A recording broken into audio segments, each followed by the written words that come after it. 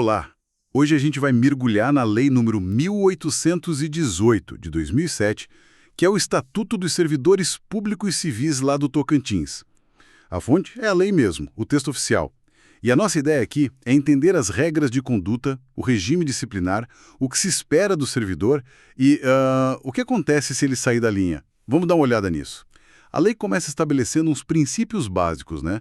Fala de honestidade, decoro, eficiência, ética. Exatamente. E esses princípios, eles são, assim, a base de tudo, da confiança que a sociedade deposita no serviço público. A lei diz que tudo tem que seguir a legalidade, a moralidade e buscar o bem comum. E não fica só na teoria, né? Ela detalha deveres bem práticos, tipo ser leal à instituição, observar as normas, cumprir as ordens dos superiores, claro, exceto se forem ilegais, atender bem as pessoas. Tratar bem o público é fundamental. Sim, e também zelar pelo patrimônio público, guardar sigilo sobre assuntos da repartição. É uma lista, assim, bem completa de responsabilidades. E do outro lado, tem a lista do que não pode fazer, as proibições, o artigo 134, né? Isso, a lista de proibições. E tem coisas ali que são cruciais quando a gente pensa em disciplina. Imagino. Coisas como faltar ao serviço sem justificativa ou se recusar a dar fé a um documento público. Sim, e também é usar o cargo para conseguir vantagem para si ou para outra pessoa, isso é proibido. Participar da gerência de empresa privada, receber propina, presente. Presente também não pode. Depende, né? Mas propina, comissão, vantagem de qualquer tipo, isso é expressamente proibido. E agir com desídia, que é aquela negligência, falta de zelo constante. Aquela má vontade, né? É, tipo isso.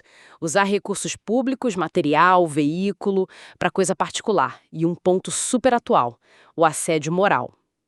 A lei proíbe especificamente. Certo. Então, se o servidor escorrega, não cumpre um dever desses, ou faz algo proibido, o que a administração pode fazer? Quais são as consequências? Bom, aí a gente entra nas penalidades disciplinares mesmo. A lei prevê uma escala, sabe? Começa com a advertência, que é mais um puxão de orelha formal, por escrito. Uma coisa mais leve para começar. Isso. Depois pode vir a suspensão, que aí já afasta o servidor do trabalho por um tempo, até 90 dias e sem receber salário nesse período. Até 90 dias e bastante tempo. É, sim. E nos casos mais graves, a consequência pode ser a demissão mesmo, ou, se o servidor já estiver aposentado ou em disponibilidade, pode ser a cassação dessa aposentadoria ou disponibilidade. E ainda tem a destituição de cargo em comissão ou função de confiança. E como é que se decide se vai ser só uma advertência ou se vai chegar numa demissão? O que pesa nessa hora? Olha, a lei é clara quanto a isso. Não é aleatório. Tem que se analisar a gravidade da infração, né? O dano que ela causou para o serviço público, as circunstâncias, se foi intencional, se não foi, e também os antecedentes do servidor, o histórico dele. Tudo isso entra na balança. Faz sentido. A demissão, então, fica para situações mais pesadas mesmo. Exato. O artigo 157 lista os casos de demissão. Coisas como crime contra a administração pública, tipo corrupção, peculato. Improbidade administrativa também. Estão lá, hein? Abandono de cargo, que é faltar mais de 30 dias seguidos sem justificativa, de propósito. Insubordinação grave, ofensa física em serviço, corrupção, acumulação ilegal de cargos se ficar comprovada a má-fé do servidor, lesão aos cofres públicos, dilapidação do patrimônio e, como já falamos, o assédio moral e a incontinência de conduta também podem levar à demissão. Entendi. É uma lista bem séria. Mas, para aplicar uma punição dessas, tem um processo, certo? Não é do dia para a noite. De jeito nenhum, isso é fundamental. Nenhuma penalidade pode ser aplicada sem o devido processo legal. Tem que garantir o direito do servidor se defender, apresentar provas, o contraditório. Para algumas situações mais, digamos, objetivas, como abandono de cargo, acumulação ilegal, inassiduidade, a lei prevê um procedimento sumário, que é mais rápido. Ah, mais direto ao ponto. Isso.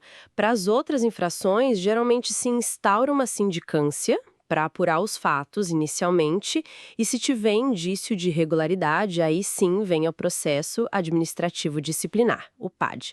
É um processo mais completo. E a defesa garantida em todas as etapas? Sempre. ampla defesa e contraditórios são sagrados.